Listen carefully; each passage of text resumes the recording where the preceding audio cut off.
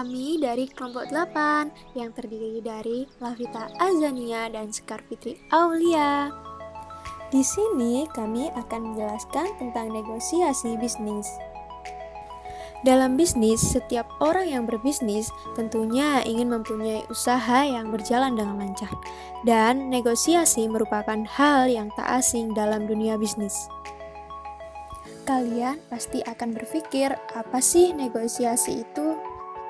Negosiasi yaitu proses tawar-menawar dengan cara perundingan untuk memberi atau menerima agar mendapatkan kesepakatan bersama mengenai suatu hal yang menjadi kepentingan bagi masing-masing pihak, baik perorangan maupun kelompok atau organisasi.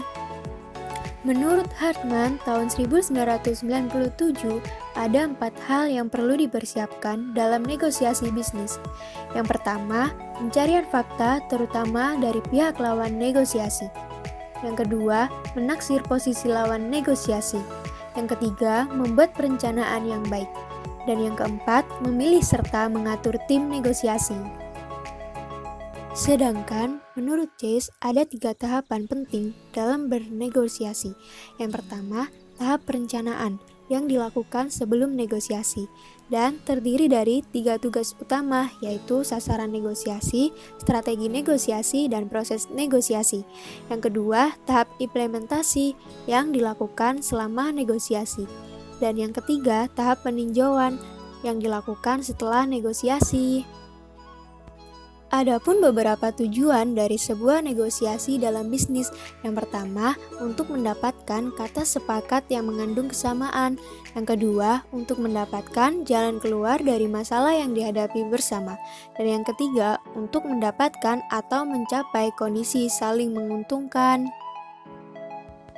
Ada pula manfaat negosiasi.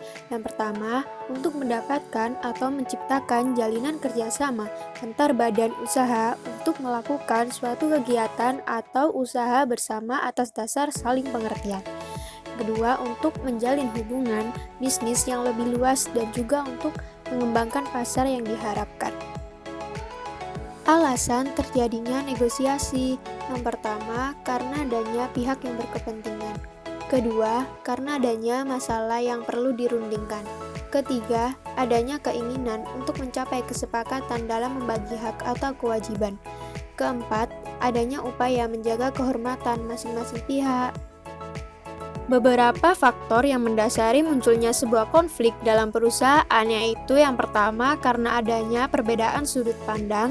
Kedua, kurangnya komunikasi. Ketiga, perbedaan status, dan keempat, perbedaan persepsi. Usaha-usaha mengatasi konflik dalam perusahaan. Yang pertama, mengakui adanya konflik. Kedua, mengidentifikasi konflik. Ketiga, sharing pendapat atau saran. Dalam negosiasi, terdapat filosofi negosiasi. Yang pertama, win-win solution, di mana pihak yang dilibatkan dalam perundingan akan berupaya untuk menciptakan suasana yang berkesan dan tidak ada pihak yang dirugikan.